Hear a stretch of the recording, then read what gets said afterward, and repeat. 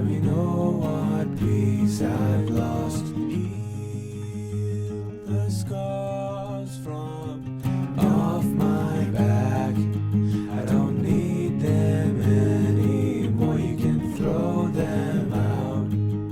Keep them in your mason jar. I've no more.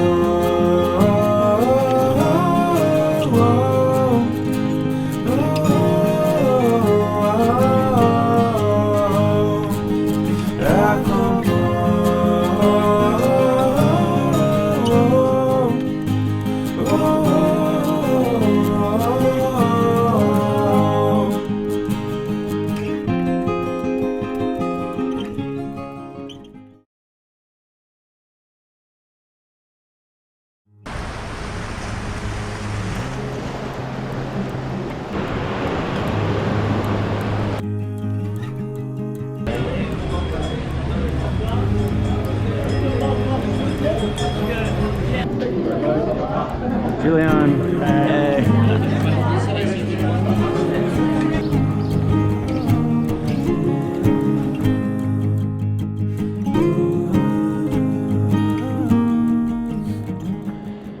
All right, so day after the Mont Blanc marathon, I'm doing a recovery hike up here in Chamonix.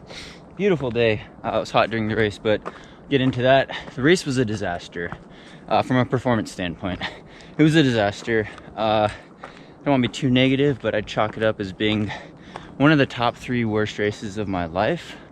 And I've done hundreds of races, if you count a lot of my track races in school, mainly on shorter distances, of course, but fell apart pretty bad. And you know, as an outside objective person, if I was coaching myself, or if I had an athlete I was coaching and they said I want to do comrades and then 3 weeks later I want to do Mont Blanc marathon, I probably wouldn't let them do that. And I probably shouldn't have let myself do this because the legs were definitely tired from that. But I think I've been struggling with some more issues than just that. And again, I'll get into it. I want to be objective here as much as possible. Obviously I have self-bias, but you know, I've struggled. My last 3 races have been pretty bad. I've been struggling this year from a performance standpoint, and I don't think it's necessarily because of the training or the over racing, although over racing definitely has a component to it, but maybe some other health issues. And again, health is always number 1. I run for health, physical and mental, so this is important to me, and that's what I want to talk about in this vlog mainly. So yeah, basically the only decent race I've had all year was getting 2nd place at the Moab Red Hot 55K back in February, and I felt like I was in better shape then. And I still wasn't happy with that performance because of course I wanted to win. Making the podium in US Ultra wasn't just enough. But you know, I'm hard on myself and critical because I want to strive to improve and to get back to being the runner I once was, the climber I once was, because I haven't felt like that. I haven't felt like that in a couple years, honestly. And I'm trying to look at health parameters that might be influencing that, from running form. You know, I've had some little issues here and there, some niggles and pains, no serious injuries from running. It's in 20 years year round, but little form issues that I think have hurt my efficiency. And you know, always want to be dealing with that, especially as I get older. And Coach Sandy's looked into some running form stuff as well, so doing little extra different exercises to improve efficiency in running form and bulletproof the body, so to speak, so you're extra strong to climb or extra strong to run a fast road marathon and things like that. All right, more on that later, as well as vitamin and nutrient levels. But back to the race. Really had a meltdown. I knew I was in trouble from about 2 miles in, 3K in. Not just tired legs from comrades, but just breathing really hard. Not feeling strong, just feeling like a shell of an athlete that I used to be when I've been strong, feeling like a different athlete. And I say, you know, I hit rock bottom in my running career these past couple races at comrades and here, and also suffered, you know, at UTMB 3 years ago, as well as Western States 4 years ago, or 2 and 3 years ago, about perspective. But the other time I hit rock bottom when I really wanted to quit the sport was actually way back my freshman year of university in college, when I was 18, 19 years old. And I was running so poorly. Granted, this was 8K cross country, 3K, 5K, 10K track. I was running so poorly as a 19-year-old freshman year of college that I was just about the same speed, even slower than I was as a sophomore in high school. So I'm comparing my 19-year-old self to my 16-year-old self. I was doing that bad. I was so discouraged in the sport, I wanted to quit. I was running my tempo runs 40 seconds a mile slower, you know, what is that, 30 seconds a mile, kilometer slower than I had been in high school. And it regressed really bad, even though I trained what I thought was the smartest and most that summer, building an aerobic base. And what happened was, and I was an ovo-lacto vegetarian back then, I wasn't vegan, of course born and raised vegetarian, but like a lot of runners, I was low on iron. I was low on iron, probably low on B12, and it just destroyed my performance. And so, you know, objectively, I look at that again and I say, okay, gotten these blood draws over the years. What's been going on in the last couple years? Has my red blood cell count been dropping? Has the size of the red blood cells been extra high? Is that a sign of a folate deficiency, right? The objective scientist who overthinks that persona of me, I'm not a scientist, and I tend to overthink things, I'll admit to that, says, what could there be a folate deficiency? Vitamin B12, you want to have that boosted. Regardless of diet as an athlete, you do not want to be low in B12 or iron for that matter, but consult your doctor before trying anything new. It's a legal thing we say in the US. So I'm looking into that. Other people bring up diet, you know, the protein synthesis and all that. Yeah, you know, maybe look into the amino acid balance. I said that after comrades.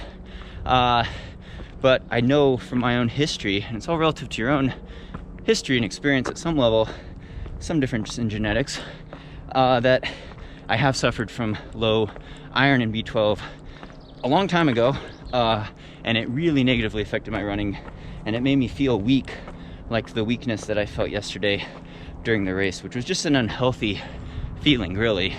And I don't like feeling unhealthy in this sport. Of course, racing ultras on back-to-back, you know, multiple times a month, and running marathons in general can be a pretty unhealthy thing. It beats you up, you get massively dehydrated, a lot of sleep deprivation, hormone levels go out of whack.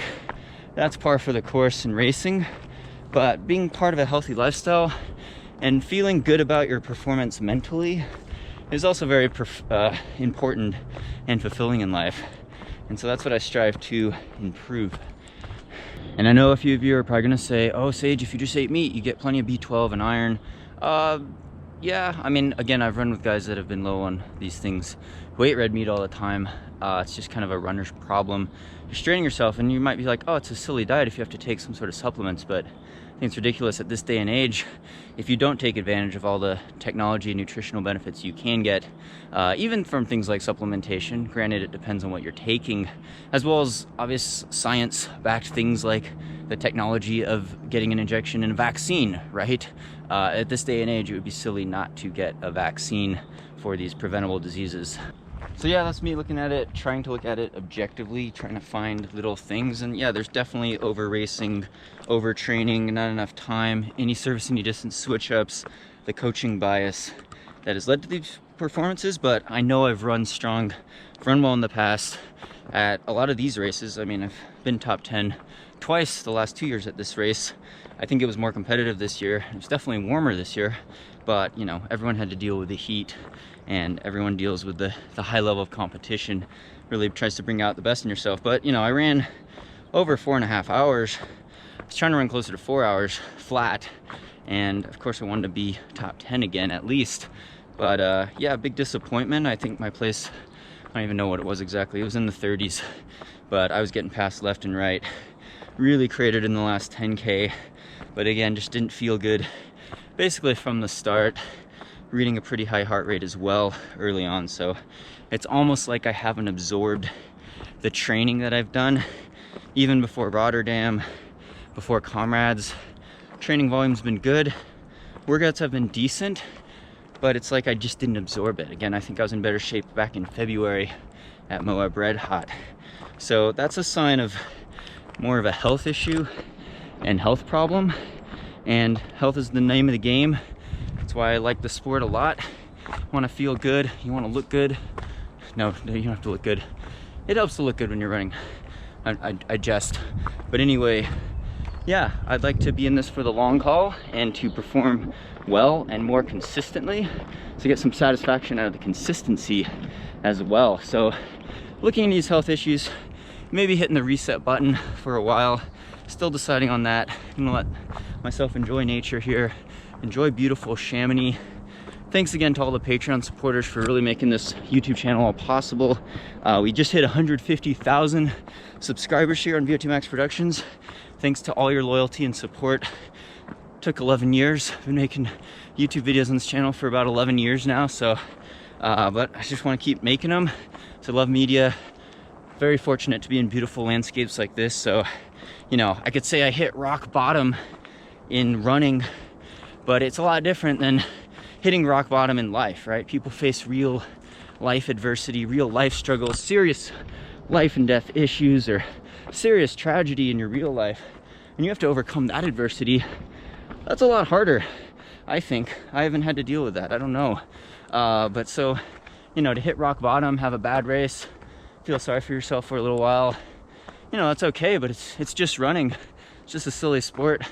It's a big part of my lifestyle, and you know, I want to perform well and be as competitive as possible, but in the grand scheme of things, you know, how unhappy can you really be? But I think we like that discomfort.